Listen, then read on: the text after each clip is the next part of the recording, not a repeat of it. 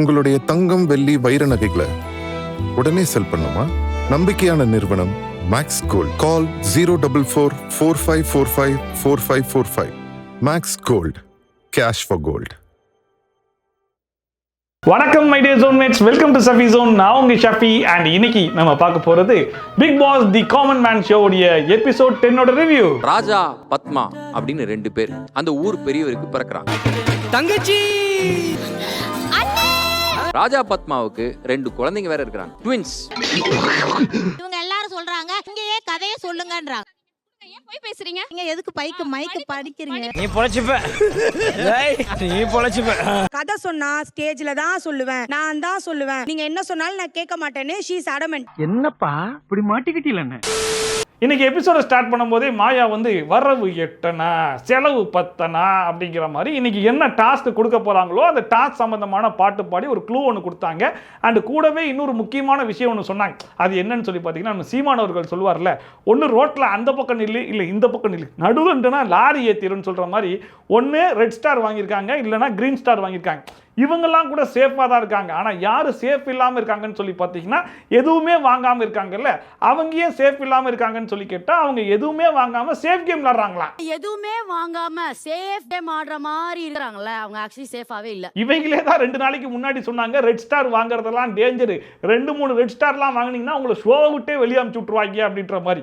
ஆனால் இன்னைக்கு red star வாங்கினவங்க கூட பரவாயில்லைங்க, ஆனால் எதுவும் வாங்காமல் இருக்காங்களே அவங்க தான் டேஞ்சருன்ற மாதிரி பேசிக்கிட்டு இருக்காங்க. எதுவுமே வாங்காமல் இருக்கிறவன் எதுக்கு முயற்சி பண்ணிக்கிட்டு இருக்கேன், கிரீன் ஸ்டாரை வாங்குறதுக்கு முயற்சி பண்ணிக்கிட்டு இருக்கேன். ஆனால் இவனுங்க என்னமோ எதுக்குமே முயற்சி பண்ணாமல் சேஃபாகவே உட்காந்துருக்க மாதிரி பேசிட்டு இருக்காங்க. ஸோ இவங்க பேசுறதெல்லாம் வச்சு பார்க்கும்போது ரெட் வாங்கினவங்க கூட செலக்ட் பண்ணிடுவாங்க போல இருக்கு. ஆனால் எதுவுமே வாங்காத ஆட்களை தான் அனுப்பிச்சு விடுவாங்க போல. பிக் பாஸ் பொறுத்த வரைக்கும் நீ ஹீரோவா வில்லனா, நீ ரெட்டா கிரீனா. அப்புறமா இருக்கிற 22 கண்டஸ்டன்ஸையும் இன்வைட் பண்ணிட்டு அவங்க கிட்டேயும் அதே கேள்வி தான் கேட்குறாங்க. யாரெல்லாம் கிரீன் வாங்கியிருக்கீங்க, யாரெல்லாம் ரெட் வாங்கியிருக்கீங்க, நீங்கள்லாம் கூட பரவாயில்ல, ஆனால் எதுவுமே வாங்காமல் எத்தனை பேர் இருக்கீங்க, உங்கள் நிலமெல்லாம் ரொம்ப பரிதாபம் அப்படிங்கிற மாதிரி சொல்லி லைட்டாக கொளுத்தி போட்ட உடனே கரெக்டாக அது கொளுத்து விட்டு எரிய ஆரம்பிச்சிருச்சு. அவங்க வந்துட்டு எல்லாத்தையும் கொட்ட ஆரம்பிச்சிட்டாங்க. அதாவது செட்டுக்கு வெளியே வேற மாதிரி பேசுகிறாங்க, கேமராவை ஆஃப் பண்ணாலே வேற மாதிரி பேசுகிறாங்க, கேமராவை ஆன் பண்ணால் அப்படியே மாற்றி பேசுகிறாங்க, அதுலேயும் குரூப்பிசம்லாம் இருக்குதுங்க அப்படின்னு சொல்லிட்டு பிக் பாஸில் பண்ண வேண்டிய கண்டென்ட் எல்லாம் காமன் மேன்லேயே பண்ணுறாங்க. தோ கரிஷ்மாலாம் கிரீன் வேணும்னா கிரீன் குடுனே கேக்குறாங்க. அப்புறமா சரி வாங்க டாஸ்க் ஆரம்பிக்கலாம் அப்படின்னு சொல்லிட்டு ஒவ்வொரு டீமுக்கும் 7 பேராக பிரிஞ்சு உட்காருங்க அப்படிங்கிற மாதிரி உட்கார வச்சாங்க. 7 3 21 தானே வருது, ஆனால் இருக்கிறது 22 பேராச்சே அப்படிங்கிற மாதிரி யோசிக்கும் போது ஒரு டீமில் மட்டும் 8 பேர் இருக்காங்க அப்படிங்கிற மாதிரி சொன்னாங்க. 8 பேர் இருக்காங்களா, சரி ரைட், அப்போ என்ன பண்ணுங்க, உங்களுக்குள்ளேயே ஒரு ஓட்டிங் பண்ணி எவனை வெளியே அனுப்புறீங்க அப்படிங்கிறத நீங்களே கண்டுபிடிச்சி சொல்லுங்க அப்படிங்கிற மாதிரி ஒரு டாஸ்க்கை கொடுத்த உடனே கிரீன் ஸ்டாரை மாட்டிக்கிட்டு நம்ம மணிவண்ணன் வீடு கதுதாப்புல அவரை பிடிச்சி வெளியே போடு அப்படின்னு சொல்லிட்டு 50 பேரும் சேர்ந்து அவருக்கு ஓட்ட போட்டாங்க. மணிவண்ணன் நான் எலிமினேட் பண்ணலாம்னு நினைக்கிறோம், பிகாஸ் கிரீன் ஸ்டார்ன்றதுனால எங்களுக்கு அது டிஸ்அட்வான்டேஜ். இதுல கொடுமை என்ன அப்படின்னு சொல்லி பார்த்தீங்கன்னா, ஆல்ரெடி இந்த ஷோக்கு 3 ஜட்ஜை போட்டு அவங்களை சும்மா தான் உட்கார வச்சிருக்காங்க. இதுல மணிவண்ணன் என்ன பண்ண போறீங்க அப்படின்னு சொல்லி கேட்டா, அவர் 4வது ஜட்ஜு அப்படின்னாங்க. ஓ 4வது ஜட்ஜா, அவருக்கும் இந்த 3 ஜட்ஜுக்கும் என்ன வித்தியாசம் அப்படின்னு சொல்லி கேட்டா, என்ன இவருக்கு சம்பளம் கொடுக்க மாட்டோம், இவருக்கு சம்பளம் கொடுப்போம், அவ்வளவுதான் வித்தியாசம்ன்றாங்க. ஒரு வழியா டீம் எல்லாம் பிரிச்சாச்சு, இப்போ டாஸ்கை ஸ்டார்ட் பண்ணலாம் அப்படின்னு சொல்லிட்டு ஒவ்வொரு டீம்லையும் ஒரு கோச்சையும் ஒரு பிளேயரையும் செலக்ட் பண்ணி சொல்லுங்க அப்படிங்கிற மாதிரி சொன்ன உடனே ரஞ்சித் கோச்சு, சமா பிளேயர் அப்படிங்கிற மாதிரி ஒரு டீமில் அனௌன்ஸ் பண்ணாங்க. இன்னொரு டீமில் சரண்யா கோச்சு, சோபா பிளேயர்னாங்க. அண்ட் 3வது டீமில் ஆசா கோச்சு, அரவிந்த் பிளேயர்னு சொல்லிட்டு 3 டீம்லையும் பிளேயர்ஸையும் கோச்சையும் பிரிச்சுட்டாங்க. எங்க டீம்ல வந்து சரண்யா கோச், ஷோபா பிளேயர். அப்புறமா ஒவ்வொரு டீம்ல இருக்கக்கூடிய பிளேயர்ஸை மட்டும் கீழே இறங்கி வாங்க, கோச் எல்லாம் இருக்கிற இடத்துல அப்படியே இருங்க அப்படிங்கிற மாதிரி சொல்லிட்டு கீழே நிற்கக்கூடிய அந்த 3 பிளேயர்ஸுக்கும் பார்த்தீங்கன்னா ஒரு குட்டி ஃபுட்பாலை வந்து கொடுத்துட்டாங்க. அண்ட் லாங்ல பார்த்தீங்க அப்படின்னா ஒரு குட்டியோண்டு ஃபுட்பால் போஸ்ட் ஒன்று வச்சிருந்தாங்க.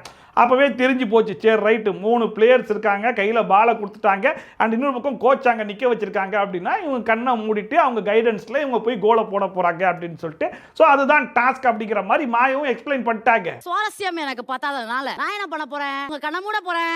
அண்ட் இந்த டாஸ்க்குடைய ரூல் என்ன அப்படின்னு சொல்லி பார்த்தீங்கன்னா, எல்லாருடைய கண்ணையும் வந்து கட்டியிருக்காங்க இல்லையா, ஒவ்வொருத்தருக்கும் ஒரு பால் வந்து கொடுத்துருக்காங்க. பட் டாஸ்க் ஆரம்பிச்சதுக்கு அப்புறம் பார்த்தீங்கன்னா பால் எக்ஸ்சேஞ்ச் ஆகிறதுக்கான வாய்ப்பு இருக்கலாம். ஸோ கிடைச்ச பாலை கொண்டு போய் கோல் போட்டு கூட நம்ம ஸ்கோர் ஸ்கோர் பண்ணலாமான்னு சொல்லி கேட்டா அதான் கிடையாது. ஒவ்வொருத்தருக்கும் ஒவ்வொரு கலர்ல பால் கொடுத்துருக்காங்க. அந்த கலர் பாலை கொண்டு போய் அவங்க ஸ்கோர் பண்ணா மட்டும்தான் அவங்களுக்கு வந்து பாயிண்ட் கிடைக்கும். ஒருவேளை அடுத்தவங்க கலர் பாலை கொண்டு போய் இவங்க ஸ்கோர் பண்ணிட்டாங்கன்னா அந்த பாயிண்ட் அந்த டீமுக்கு போயிடும். அரவிந்த் வந்து ஷோபாவோட ரெட் பால தூக்கி உள்ள போட்டார்னா ரெட் டீமுக்கு தான் பாயிண்ட். சோ இந்த டாஸ்கை பொறுத்த வரைக்கும் ஃபர்ஸ்டா கோல் போடுறவங்களுக்கு 5000, ரெண்டாவதா கோல் போடுறவங்களுக்கு 3000 அண்ட் தேர்டா கோல் போடுறவங்களுக்கு 2000 பாயிண்ட்ஸ் கிடைக்கும் அப்படிங்கிற மாதிரி சொல்லிட்டு டாஸ்கை வந்து ஸ்டார்ட் பண்ணாங்க. ஸ்டார்ட் பண்ணாங்க. அங்க இருக்கிற கைடன்ஸ்லாம் எனக்கு தேவையில்லைங்க. நானே என்னோட ஓன் கைடன்ஸ்ல போய் கோலை போடுவேன்னு சொல்லிட்டு அரவிந்த் குடு ஸ்ட்ரைட்டா போனாப்புல கோல் அடிச்சுட்டு ஏ அப்படின்னு செலிப்ரேஷன் வேற. இவன் செலிப்ரேட் பண்ணாம விட்டுருந்தா கூட யாரும் அவ்வளவு சீக்கிரம் கண்டுபிடிச்சிருக்க மாட்டாங்க. அவ்வளோ ஃபாஸ்டா கோல் அடிச்சது மட்டும் இல்லாம அப்படின்னு சொல்லிட்டு செலிப்ரேட் பண்ண உடனே அங்க இருக்கிற அம்புட்டு பேருக்கு ஹெவி டவுட் வந்து போச்சு. சரி அந்த பிளைண்ட் ஃபோல்டை கூட நான் மாட்டி பார்க்கறேன் அப்படின்னு சொல்லிட்டு மாயா எடுத்து மாட்டிக்கிட்டு அரவிந்தை விட ஃபாஸ்டா போயிட்டு கோல் அடிக்கிறாங்க. அப்பவே தெரிஞ்சு போச்சு கண்ணு எல்லாருக்கும் பப்பரப்பான்னு தெரிஞ்சிருக்கு. இருந்தாலும் நீ நேர்மையா இல்லடா, எதுக்குடா நீ மறைச்ச அப்படின்னு சொல்லிட்டு நல்ல நாக்கப்படுங்கிற மாதிரி கேட்டாங்க. அதுக்கப்புறமா நான் கூட நினைச்சேன்னா வேற பிளைண்ட் ஃபோல்ட் எதுவும் கொடுப்பாங்க போல இருக்கு அப்படிங்கிற மாதிரி நினைச்சா இதை மறுபடியும் நீங்க மாட்டிக்கிட்டு மறுபடியும் நேர்மையா விளையாடணும்ன்றாங்க. நான் இதே மாஸ்க உனக்கு திருப்பி தரேன், மனசாட்சிக்கு விரோதம் பண்ணாம விளையாடுவீங்களா? இவங்க நேர்மையா விளையாடணும்னு சொல்லியிருக்காங்க. ஸோ நேர்மையை கொஞ்சமாச்சு காட்டணும்னு சொல்லி யோசிச்சாங்களா என்னன்னு தெரியல. இதுக்கு முன்னாடி கூட கொஞ்சம் தான் பால் அடிச்சிட்டு இருந்தாங்க. இங்க பாலை எங்கேயும் அடிச்சு விட்டுட்டு எங்க பால் நம்ம பேர் தேடிட்டு இருக்காங்க. இருந்தாலும் நீங்க ரொம்ப நேர்மையை காட்டுறீங்கடா அப்படிங்கிற மாதிரியே இருந்துச்சு. அதுக்கப்புறமா ஒவ்வொரு டீம்ல இருக்கக்கூடிய 3 கோச்சும் மாறி கத்திக்கிட்டு இருந்தாங்க. இவங்க யாரை ஃபாலோ பண்றாங்க என்ன ஏதுன்னு ஒன்றும் புரியல. அம்புட்டு பேர் சேர்ந்து கத்துல தலைவலி வந்து தான் மிச்சம்ன்ற அளவுக்கு கத்த ஆரம்பிச்சிட்டாங்க. அண்ட் இப்படியே போயிட்டு இருந்துச்சு. ஒரு லெவலுக்கு மேலே பார்த்தீங்கன்னா சோபா மட்டும் என்ன பண்ணாங்க, ஒரு சூப்பரான ஸ்ட்ராட்டஜியை கண்டுபிடிச்சாங்க. பாலை அடிச்சு விட்டுட்டு அந்த பாலை தேடுறது தாண்டா கஷ்டமா இருக்குது, நான் பாலையே கொண்டு போய் காலில் வச்சு ஹோல்ட் பண்ணி வச்சுக்கிட்டேன்னா பாலை தேட வேண்டிய அவசியம் இல்லை அப்படின்னு சொல்லிட்டு 2 காலில் அந்த பாலை வந்து ஹோல்ட் பண்ணி அப்படியே ஜம்ப் பண்ணி நேராக கோல் போஸ்ட்டுக்கிட்டே போய் கோலை போட்டாங்க. ஃபர்ஸ்டா கோல் போட்டதுனால சோபா டீமுக்கு வந்து 5000 பாயிண்ட்ஸை வந்து கொடுத்துட்டாங்க. அண்ட் அதுக்கப்புறமா பார்த்தீங்கன்னா சமா அதே ஸ்ட்ராட்டஜியை ஃபாலோ பண்ணி சரி நம்மளும் கொண்டு போய் கோலை போட்டுருவோன்னு சமாவும் கோல் போட்டாங்க. ஸோ அவங்களுக்கு பார்த்தீங்க அப்படின்னா 3000 பாயிண்ட் வந்து கிடைச்சிருச்சு. ஆனால் அரவிந்த் நேர்மையாக நடந்துக்கலன்னு சொன்னாங்கல்ல, அதனால இன்னும் பாலை தேடிட்டு இருக்கேன். எங்க இருக்கு எல்லாரும் டாஸ்கை முடிச்சிட்டாங்க, சீக்கிரம் முடிச்சிட்டு வாடா அப்படிங்கிற மாதிரி சொன்னோன்னே அப்படியா இப்போ பாருங்கன்னு சொல்லிட்டு கடன்னு கண்டுபிடிச்சி கோலை போட்டாப்ல. இதுல இவ்வளவு நேரம் நடந்ததெல்லாம் காமெடி கிடையாதுங்க. இப்பதான் ஹெவி காமெடியே பண்ண போறோம் அப்படிங்கிற மாதிரி அரவிந்த் கடைசியா கொண்டு போய் கோல் போட்டார்ல, அது ஒன்று நாங்க கடைசியெல்லாம் போடல, அதுதான் ஸ்ட்ராட்டஜியே. நாங்க என்னது ஸ்ட்ராட்டஜியா என்ன சொல்றீங்கன்னு சொல்லி கேட்டா ஆமா எங்களுக்கு 5000 பாயிண்ட் இல்லைன்றாங்க. 5000 பாயிண்டாடே, நீங்க 3ஆவதா கோல் போட்டீங்கன்னு சொல்லி கேட்டா நாங்க 3ஆவதா தான் கோல் போட்டோம், ஆனா எங்க கலர் பாலை ஃபர்ஸ்டே கொண்டு போய் கோல்ல போட்டாங்கல்ல, ஸோ எங்களுக்கு தான் 5000 பாயிண்ட்னு பேசிக்கிட்டு இருக்காங்க. டேய் இங்க பாரு, லூசுத்தனமா பேசக்கூடாது. அதாவது ஃபர்ஸ்ட் கேம் ஃபவுல் கேம் ஆயிடுச்சு அப்படிங்கிறதுனால மாயா என்ன பண்ணாங்கன்னா கோல் போஸ்ட்டை கொண்டு போய் தள்ளி வச்சிட்டாங்க. பாலெல்லாம் கொஞ்சம் சஃபல் பண்ணி கொடுத்துலான்னு கலர்லாம் மாற்றி விட்டாங்க. ஆனால் இவங்க ஃபர்ஸ்ட் ரவுண்டு ஃபவுல் ரவுண்ட் இருக்குல்ல, அந்த ரவுண்டில் என்ன கலர் பால் கொடுத்தாங்களோ அதுலேயே இன்னும் ஃபிக்ஸ் ஆயிருக்காங்க. அந்த கலர் பாலை கொண்டு போய் சோபா ஃபர்ஸ்ட்டாக உள்ளே போட்டாங்களா, அதனால அந்த 5000 பாயிண்ட் எங்களுக்கு தான் பேசிட்டு இருக்காங்க. ஆக மொத்தத்தில் அவங்க கணக்குப்படி பார்த்தா 2வது ரவுண்ட்லயே அரவிந்த் நேர்மையா விளையாடல, அவனுக்கு கண்ணெல்லாம் தெரிஞ்சிருக்கு. பட் இருந்தாலும் சரி ரைட் அவங்க கோல் போடுற வரைக்கும் வெயிட் பண்ணலாம் அப்படிங்கிற மாதிரி வெயிட் பண்ணி சுத்திட்டு இருந்திருக்காங்க போல இருக்கு. நல்ல வேலை அந்த புள்ள பாலை பிடிக்கவே கோல் போடாம விட்டானே, அது வரைக்கும் சந்தோஷம்ன்ற மாதிரி தான் இருந்துச்சு. கண்ணை எடுத்துருப்பா. இதுலயும் கொடுமை என்ன அப்படின்னு சொல்லி பாத்தீங்கன்னா இந்த மாதிரி மாறி ஒரு பக்கம் மாயா கிட்ட கேள்வி கேட்டுருக்காங்க, கண்டஸ்டன்ஸ்குள்ளேயே மாறி அடிச்சுக்கிறாங்க, பல கேள்விகளை கேட்டுருக்காங்க. மாயாவும் முடிஞ்ச அளவுக்கு பதில்லாம் சொல்லிட்டு இருக்காங்க. இப்படி போர்க்களமா நடந்துகிட்டு இருக்குன்னா என்ன பண்ணணும், ஒரு 3 ஜட்ஜு சம்பளம் கொடுத்து உட்கார வச்சிருக்காங்கல்ல, அட்லீஸ்ட் அவங்க கொஞ்சம் தலையிட்டு தம்பி ரூல்ஸ் அண்ட் ரெகுலேஷன் நீ கரெக்டாக கேட்டிருக்கணும், கேட்காம விளையாண்டது ஓன் தப்பு அப்படின்னு சொல்லி ஏதாச்சும் பேசி சமாதானப்படுத்தி விடணும்ல. இவங்க பாட்டு உட்காந்து வேடிக்கை பார்த்துட்டு இருக்காங்க. அவங்களுக்கும் ஆடியன்ஸ்க்கும் எந்த வித்தியாசமும் இல்லாத மாதிரியே இருக்கு. அந்த சிக்கல்ல நீங்க மாட்டிக்கிட்டீங்க. ஐ அம் சோ சாரி. கடைசியா ஒரு வழியா ராஜு வாயை திறந்தாப்புல என்ன சொல்ல போறாரு அப்படிங்கிற மாதிரி பார்த்தா நிறைய confusion of the constitution of the institution ஆகி போச்சு. அதனால பாலை விட்டுருங்க, ஆளை மட்டும் வச்சுக்கோங்க. ஃபர்ஸ்ட் யார் போட்டா சோபா, ஸோ சோபாக்கு 5000 பாயிண்ட். 2வது யார் போட்டா ஷமாக்கு 3000 பாயிண்ட்.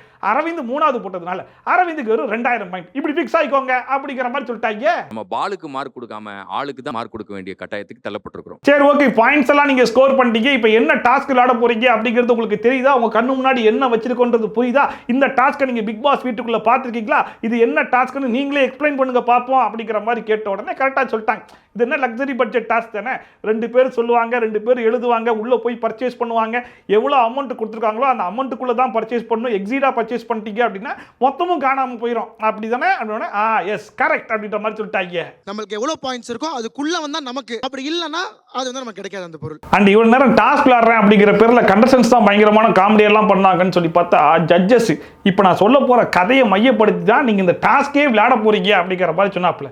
அப்ப அந்த கதை எவ்வளவு முக்கியமான கதையா இருக்கணும். ஆனா ராஜு சொன்ன கதை என்ன கதை தெரியுமா? நான் சொல்றேன், அந்த கன்றாவியான கதை என்னது நீங்களே கேளுங்க.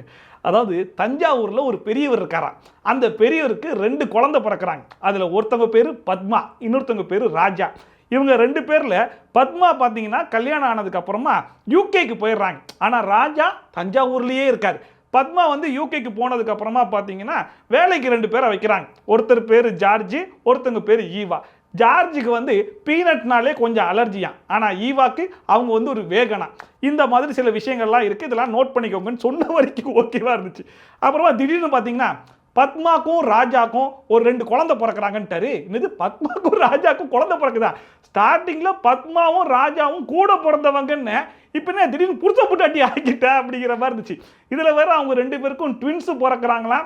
அந்த 2 ட்வின்ஸு பிறந்ததுக்கு அப்புறமா அவங்க எல்லாருமா சேர்ந்து 20 வருஷம் கழிச்சு திரும்ப இந்தியாவுக்கு வரணும் அப்படிங்கிற மாதிரி முடிவு பண்ணி சென்னைக்கு வராங்களாம். ராஜா தஞ்சாவூர்ல இருந்தாரு, திடீர்னு எப்போ யூகேக்கு வந்தாரு, தங்கச்சி எதுக்கு கல்யாணம் பண்ணாருன்னு ஒரே குழப்பம். வந்ததுக்கு அப்புறமா சரி ஓகே நம்ம ஏன் காமன் மேன் ஷோக்கு போகக்கூடாது அப்படின்னு சொல்லி கிளம்பி வராங்களா. இந்த குடும்பத்துக்கு இவங்க வந்து ஃபன்னு என்டர்டைன்மெண்ட் சமைச்சு போடுற எல்லா வேலையும் பார்க்கணுமா. ராஜா பத்மாவுக்கு 2 குழந்தைங்க வேற இருக்காங்க, ட்வின்ஸ், ஜாலியான பசங்க. எனக்கு இந்த கதையில பல கிளாரிபிகேஷன் இருக்கு. முதல்ல ராஜாவும் பத்மாவும் அண்ணன் தங்கச்சியா அக்கா தம்பியா, அதை முதல்ல கிளாரிஃபை பண்ணுங்க. திடீர்னு எதுக்காக பத்மாவும் ராஜாவும் கல்யாணம் பண்ணாங்க? ஒருவேளை அந்த ராஜா வேறனா இந்த ராஜா என்ன ஆனாரு? இந்த ராஜா எப்போ யூகே போனாரு, எப்போ வந்து ஃபேமிலியை கிரியேட் பண்ணிட்டு மறுபடியும் சென்னைக்கு வந்தாருன்னு பல குழப்பங்கள் இருந்துச்சு. இந்த கதையை சொல்லி ஒரு குழப்பத்தோட கண்டஸ்டன்ஸ்லாம் கேமை வேற விளையாடி விட்டாங்க. ராஜாவும் பத்மாவும் சென்னைக்கு வராங்க. அப்புறமா ராஜு சொன்ன கதை எல்லாருக்கும் புரிஞ்சிச்சான்னு சொல்லி கேட்டா பக்காவா புரிஞ்சிச்சு அப்படிங்கிற மாதிரி எல்லாரும் மண்டையெல்லாம் ஆட்டிட்டு இருந்தாங்க. சரி ரைட்டு, அந்த கதையை அப்படியே மைண்டுக்குள்ள வச்சுக்கிட்டு இப்போ போய் ஷாப்பிங் பண்ண போறீங்க. ஒவ்வொரு டீம்ல இருந்து 2 பேர் தான் போய் ஷாப்பிங் பண்ணணும். ஆனா மற்றவங்க எல்லாரும் சேர்ந்து கைடன்ஸ் பண்ணலாம் அப்படிங்கிற மாதிரி சொல்லிட்டாங்க. ஸோ அப்படி பார்க்கும்போது ஜேசன் அண்ட் பேபி அக்கா ஒரு டீம்ல இருந்து போனாங்க, டார்வின் அண்ட் திவ்யா ஒரு டீம்ல இருந்து போனாங்க, பிரியங்கா பால் அண்ட் சுகுமாரன் இவங்க 2 பேரும் ஒரு டீம்ல இருந்து போனாங்க. Begin the shopping task of Big Boss the Common Man.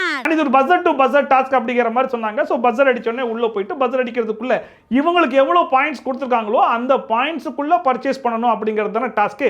அதுக்கேற்ற மாதிரி உங்களை ஃபன் பண்ணுறதுக்கு, என்டர்டைன்மெண்ட் பண்ணுறதுக்கு அண்ட் வந்தால் சமைச்சு போடுறதுக்கு என்னென்னலாம் பண்ணலான்ற மாதிரி பார்த்து எல்லாருமே எடுத்துகிட்டு வந்தாங்க. இதில் பேபி அக்காவும் ஜேசனும் பார்த்தீங்க அப்படின்னா 3000 பாயிண்ட்டை கையில் வச்சுருந்தாங்க. ஆனால் பர்ச்சேஸ் பண்ணது 2860க்கு 140 ருபீஸ் மட்டும் தான் அவங்க வேஸ்ட் பண்ணியிருந்தாங்க. இங்கே எடுத்த பொருட்கள் 2860. அடுத்தா பாத்தீங்கன்னா டார்வின் அண்ட் திவ்யா இவங்க 2 பேர் தான் போனாங்க. அண்ட் இந்த டீமுக்கு தான் பாத்தீங்கன்னா இருக்கிறதுலே ஹையஸ்டான பாயிண்ட்ஸ் இருக்கு, 5000 பாயிண்ட்ஸ். பாயிண்ட்ஸ் அதிகமாக இருக்கிறதுனாலே இவங்க வந்து அதிகமாக பர்ச்சேஸ் பண்ண முடியும். பட் 5000க்கும் மேலே பர்ச்சேஸ் பண்ணிட்டாங்கன்னா எதுவும் கிடைக்காம போயிரும்ல. ஸோ அதனாலேயே பார்த்து பர்ச்சேஸ் பண்றேன் அப்படின்னு சொல்லிட்டு ரொம்ப கம்மியாக பர்ச்சேஸ் பண்ணிட்டாங்க போல இருக்கு. வெறும் 4115 ரூபாய்க்கு மட்டும்தான் பர்ச்சேஸே பண்ணியிருந்தாங்க. 885 ரூபாயை வேஸ்ட் பண்ணிட்டாங்க. 885 ரூபா வேஸ்ட். அண்ட் ஃபைனலா சுகுமாரன் அண்ட் பிரியங்கா பால் இந்த டீம் கிட்ட வெறும் 2000 தானே இருந்துச்சு. ஸோ 2000 அப்படிங்கிறதுனால ரொம்ப ஈஸியாகவே பர்ச்சேஸ் பண்ணிட முடியும். பட் இருந்தாலும் அதுலேயுமே பார்த்தீங்க அப்படின்னா வெறும் 1700 ரூபாய்க்கு மட்டும்தான் பர்ச்சேஸே பண்ணியிருந்தாங்க. 300 ரூபாயை வேஸ்ட் பண்ணிட்டாங்க. 1700. அண்ட் இந்த டாஸ்க்கை பொறுத்த வரைக்கும் எப்படின்னு சொல்லி பார்த்தீங்கன்னா கொடுத்துக்கிற பாயிண்ட்ல எவ்வளவு தூரம் யூட்டிலைஸ் பண்ணி வாங்குறீங்க அப்படிங்கிற அடிப்படையில் தான் நாங்கள் வின்னரை வந்து அனௌன்ஸ் பண்ண போகிறோம் அப்படிங்கிற மாதிரி சொன்னாங்க.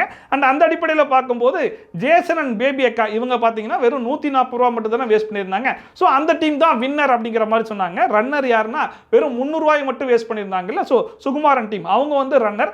அண்ட் கடைசியில் பார்த்தீங்க அப்படின்னா திவ்யா டீம் வந்து பார்த்தீங்கன்னா கிட்டத்தட்ட 885 ரூபாய் வேஸ்ட் பண்ணிட்டாங்கல்ல. ஸோ அந்த டீம் தான் செகண்ட் ரன்னர் அப்படிங்கிற மாதிரி அனௌன்ஸ் பண்ணாங்க.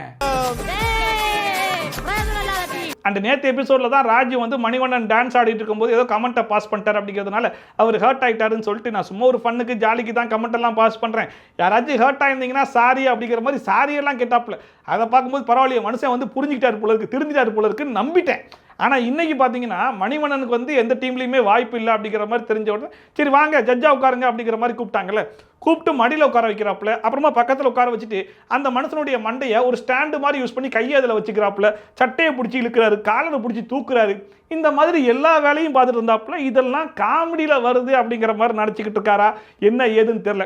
ஒருவேளை அவர் சீசனில் காமெடி பண்ணியே அவர் வந்து வின் பண்ணிட்டார் அப்படிங்கிறதுனால இப்பயுமே நம்ம எது பண்ணாலும் காமெடியாக தான் எடுத்துப்பாங்கன்ற மாதிரி நினச்சிக்கிட்டு இருக்காரானும் புரியல. அங்க பாத்துக்க, இங்க பாரு, மகளை பாரு. மணிவண்ணன்ற கண்டஸ்டன்ட் நம்ம எப்படியாச்சும் செலக்ட் ஆகிட மாட்டோமா அப்படிங்கிறதுக்காக தான் பல குரல் வித்தையெல்லாம் காமிச்சிக்கிட்டு இருக்காரே தவிர்த்து அவர் வயசுக்குன்னு ஒரு மரியாதை இருக்கு இல்லையா, அவர் வயசுக்கான மரியாதையை இவர் கொடுக்கணும்ல. கண்டிப்பாக அவரை விட ராஜி வந்து சின்னவராக தான் இருப்பாப்புல. அப்படி இருக்கும்போது அவருக்கு வந்து நீங்க பெருசா ஒன்றும் மரியாதை கொடுத்துட வேணாம், ஆனா அவமரியாதை பண்ண அமைச்சிருக்கலாம்ல.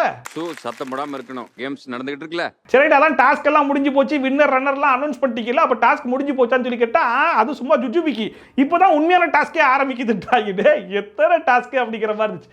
இது என்ன டாஸ்க் அப்படின்னு சொல்லி கேட்டா, இப்போ அவங்க பொருட்கள்லாம் எடுத்து வந்திருக்காங்க இல்லையா, இந்த பொருட்களை வச்சு ஒரு ஸ்டோரி சொல்லணுமா. இப்போ நீங்க ஒரு கதை சொல்ல போறீங்க. அண்ட் ஃபர்ஸ்ட் டீம்ல பாத்தீங்கன்னா ஜார்ஜ் அண்ட் ஹைட் கார்த்தி வந்தாங்க.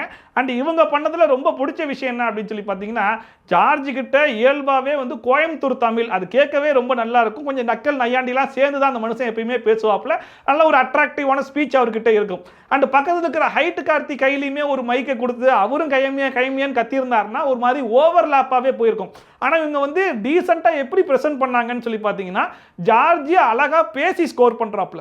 பக்கத்தில் ஹைட் கார்த்தி பார்த்தீங்கன்னா அவர் என்னென்னலாம் பேசுகிறாரோ அதுக்கு அப்படியே ஆக்டிங் பண்ணி அவர் ஸ்கோர் பண்ணாப்புல. ஸோ ஓவரால் ஒரு டீசெண்டான பெர்ஃபார்மன்ஸாக இருந்துச்சு. பாத்திரம் வழக்கு முன்னாடி போனாங்க இல்லைங்களா, என்னென்ன வண்டு பாத்திரம் அந்த வீட்டில் வச்சு போனாங்க நமக்கு தெரியும். அண்ட் ரெண்டாவது டீமை கூப்பிடலாம் அப்படின்னு சொல்லி பார்த்தா ஆல்ரெடி அங்கே ஒரு பஞ்சாயத்து ஓடிக்கிட்டு இருக்கு. என்னமா பஞ்சாயத்துன்னு சொல்லி கேட்டால் முனியம்மாக்கா ஒரு பக்கம் என்ன சொல்கிறாங்கன்னா, அவங்க என்ன பெர்ஃபார்ம் பண்ணுறாங்கன்றது நம்ம பார்க்கலான்னு நான் சொன்னேன், ஆனால் இவங்க எல்லாரும் வாங்க நம்ம டிஸ்கஸ் பண்ணுவோம்னு சொல்லி பேசிக்கிட்டு இருக்காங்க அப்படிங்கிற மாதிரி சொன்னாங்க.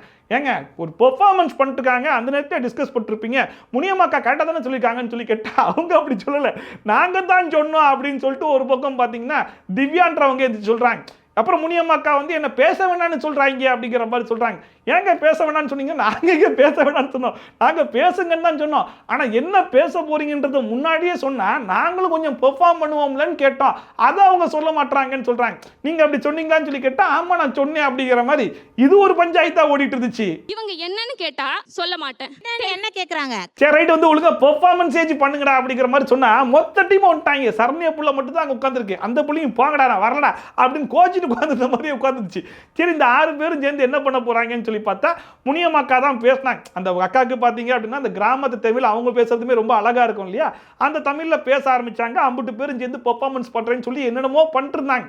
ஆனால் போக போக பார்த்தீங்கன்னா அவங்களுக்குமே வேகன் அப்படின்னா என்னன்னு தெரியல போல இருக்கு. சிக்கன்லாம் சமைச்சு போடுன்ட்டாங்க. அக்கா வேகன்னா சிக்கன்லாம் சாப்பிட மாட்டாங்க அப்படிங்கிற மாதிரி சொன்னா, வேகன்னா என்னன்னு சொல்லுங்கய்யா அப்படிங்கிற மாதிரி சொன்னா, இதுக்கு தான் டிஸ்கஸ் பண்ணுவோம் முன்னாடியே சொன்னோன்னு அந்த பழைய பஞ்சாயத்துக்கு போயிட்டாங்க. அதுக்கப்புறம் முனியம்மாக்கா இல்லை எனக்கு பேச தெரியல வேற யாராச்சும் பேசுங்க அப்படிங்கிற மாதிரி சொன்ன உடனே டார்வின் வாங்கி மறுபடியும் முதல்ல இருந்து ஆரம்பிக்கிறாப்புல. சாப்பிட்டு முடிக்கிட்டு எனக்கு இப்போ ஒரு மாதிரியா இருக்கு, நீங்களே சொல்லுங்க, எனக்கு ஒன்றும் சொல்ல தெரியல. ஃபர்ஸ்ட் யூகேல இருந்து வந்திருக்கு. ஒரு வழியா டார்வின் முதல்ல இருந்து ஆரம்பிச்சு எல்லாத்தையும் சொல்லி முடிச்சதுக்கு அப்புறமா அப்பா சாமியில போய் உட்காருங்கடா நீங்க போனா மட்டும் போதும் அப்படிங்கிற மாதிரி அமுச்சு விட்டாங்க. அண்ட் அடுத்த டீம்ல இருந்து யார் வந்தா அப்படின்னு சொல்லி பார்த்தீங்கன்னா, அரவிந்த், அபிநயா அண்ட் கலீல் ரஹ்மான் இவங்க 3 பேர் வந்தாங்க. ஸ்டார்டிங்ல உண்மையிலேயே சூப்பராகவே பண்ணாங்க. ஏன்னா என்டர்டைன்மெண்ட்லாம் கேட்டிருந்தாங்க இல்லையா, அதுக்கேற்ற மாதிரி கலீல் ரஹ்மான் வந்து பாட்டோட பாடினாப்புல. அண்ட் இவங்க வந்து ஒரு ஆக்டாவே பண்ணாங்க. வாங்க வாங்க வாங்க அப்படிங்கிற மாதிரி இன்வைட் பண்ணி ஒரு டிராமா மாதிரி பண்ணாங்க, ஸ்கிட் மாதிரி பண்ணாங்க, நல்லா தான் இருந்துச்சு. ஆனால் போக போக போக என்ன பண்ணது தெரியாம என்னென்னமோ பண்ண ஆரம்பிச்சிட்டாங்க.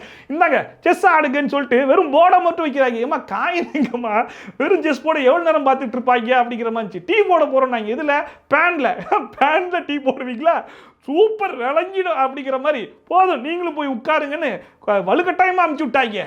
உங்க கை காலா நினைச்சுக்கிறேன். நன்றி தேங்க்யூ. இதுல ஜட்ஜஸ்ன்னு சொல்லிட்டு 3 பேர் சும்மா உட்கார்ந்திருந்தாலும் இந்த ஜட்ஜ்மெண்ட்டே அச்சு சொல்லுங்க, ஏன்னா நாங்க சொல்ல மாட்டோம். புதுசா ஒருத்தர் அப்பாயிண்ட் பண்ணிருக்கோம்ல, சும்மாவா அவர் சொல்லுவாருன்னு சொல்லிட்டு மணிவண்ணனை ஜட்ஜ்மெண்ட் சொல்லிட்டாங்க.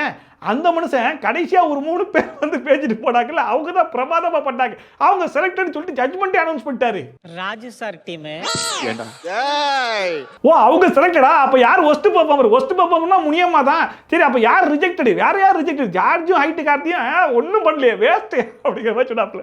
சூப்பர், இப்படிப்பட்ட ஜட்ஜ் தான் இவ்வளவு நேரம் தேடிட்டு இருந்தோம், போங்க உங்க இடத்துக்கே போய் உட்காருங்க அப்படிங்கிற மாதிரி அந்த மனுஷனை உட்கார வச்சுட்டு அதுக்கப்புறமா ஆதி ப்ரோ என்ன சொன்னார்னா, இல்ல இருக்கிறதுலே ரொம்ப நீட்டான பெர்ஃபார்மன்ஸ் பண்ணதே ஜார்ஜும் ஹைட் கார்த்தியும் தான். அவங்க ஒன்றும் ரொம்ப பிரமாதமா பண்ணாங்கன்ற மாதிரி சொல்லிட முடியாது. பட் இருந்தாலும் உங்க 2 பேருடைய பெர்ஃபார்மன்ஸை கம்பேர் பண்ணி பார்க்கும்போது ரொம்ப டீசென்ட்டாவே பெர்ஃபார்ம் பண்ணாங்க.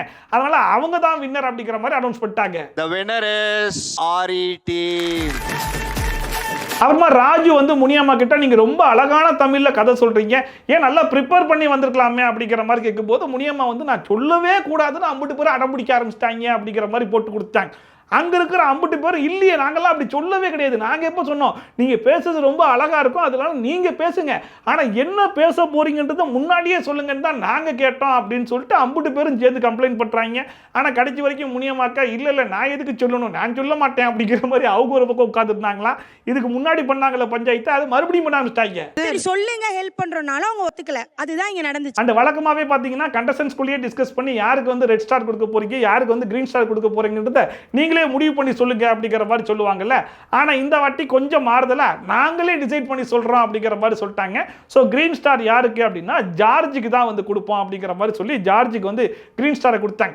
அண்ட் ரெட் ஸ்டார் யாருங்கிறத நாங்களே முடிவு பண்ணிட்டோம், இருந்தாலும் அவங்களே எந்திரிச்சிட்டா நல்லா இருக்கும் அப்படிங்கிற மாதிரி சொன்ன உடனே தடீஸ்வரன் நான் தான் ரெட் ஸ்டாரு, நேற்று ரெட் ஸ்டார் கொடுத்ததுக்கு ஏன்டா ரெட் ஸ்டார் கொடுத்தீங்க, நான் வந்து சொல்ல மாட்டேன் போங்க அப்படின்னு சொல்லி கோச்சிக்கிட்டு போனாப்ல. ஆனால் இன்னைக்கு கொடுங்கன்னு அந்த மனுஷனே கேட்டு வாங்கிக்கிட்டாப்ல. ஒருவேளை நேற்று நடந்த சம்பவத்தில் கொஞ்சம் கோச்சிக்கிட்டாரு போல இருக்கு.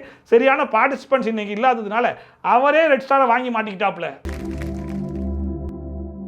ஸோ இப்போதைக்கு பார்த்தீங்கன்னா ஜார்ஜ் கிட்ட தான் 2 கிரீன் ஸ்டார் இருக்குது, அண்ட் தடீஸ்வரன் கிட்ட பார்த்தீங்கன்னா 2 ரெட் ஸ்டார் இருக்குது. ஸோ தடீஸ்வரன் இதுக்கப்புறம் ரெட் ஸ்டார்லாம் வாங்கினா எவிக்டாய் வெளியே போகிறதுக்கான வாய்ப்புகள் நிறையவே இருக்கும்னு நினைக்கிறேன். ஸோ என்ன நடக்க போகுது ஏது நடக்க போகுது அப்படிங்கிறத பொறுத்திருந்து தான் பார்க்கணும். ஸோ மற்ற எபிசோட்ஸை கம்பேர் பண்ணும்போது இன்னைக்கு எபிசோடு ஓரளவுக்கு கொஞ்சம் பரவாயில்லாமல் போச்சு அப்படிங்கிற மாதிரி ஒரு ஃபீல் வந்து கொடுத்துச்சு. அடுத்தடுத்து என்ன பண்ண போகிறாங்க ஏது பண்ண போகிறாங்க அப்படிங்கிறத பொறுத்திருந்து தான் பார்க்கணும். அண்ட் ரீசெண்டாக ஒரு ப்ரொமோ பார்த்தேன், பிக் பாஸ் காமன் மேனுக்கு தேவையான 3 பேர் யார் அப்படிங்கிற மாதிரி போட்டு வச்சிருக்காங்க. நீங்கள் செலக்ட் பண்ணதே 3 பேர் தான், அந்த 3 பேர் தான் பிக் பாஸ் வீட்டுக்கே அனுப்ப போறீங்களா அப்படிங்கிற மாதிரி இருந்துச்சு. அதுவும் பார்த்தீங்க அப்படின்னா ஜேசன், கரிஷ்மா அண்ட் முனியம்மா இவங்க 3 பேரை தான் பிக் பாஸ் டீம் செலக்ட் பண்ணிருக்கதா சொல்றாங்க. அண்ட் செலக்ட் பண்ணதுமே பார்த்தீங்கன்னா ஆல்ரெடி செலக்ட் பண்ணி வச்சுட்டு தான் இந்த ஷோவையே இந்த ஆடிஷனையும் நடத்தினாங்க அப்படிங்கிற மாதிரிலாம் ரூமர்லாம் போயிட்டு இருக்கு. பட் எது உண்மை என்ன ஏதுன்றது தெரியல. அதிகாரப்பூர்வமாக இன்னொரு 4-5 நாள் போச்சுன்னா தெரிஞ்சிடும் நினைக்கிறேன், என்ன ஏதுங்கிறத பொறுத்திருந்து பார்க்கலாம்.